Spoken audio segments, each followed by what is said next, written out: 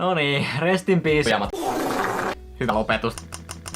Niin joo, nyt olisi 11 vuotta takana kontenttia.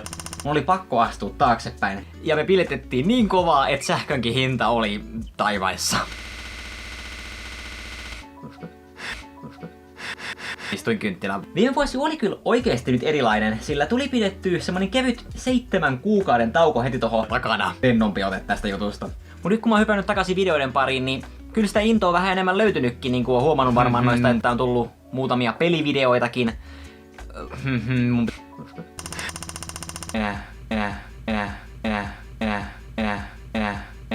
Huono juttu niinku tuben algoritmien ja silleen puolesta, koska kokeilla uusia asioita, sitten nauttia siitä win-win tilanne. Ja samalla muuten kun toi tauko loppui, niin mä päivitin myös kanavan tyyliä vähän uudemmaksi pitkästä aikaa. Tuli siis uusi profiilikuva ja banneri.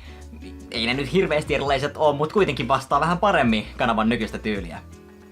Me julkaistiin viime vuonna yhteensä 22 videota.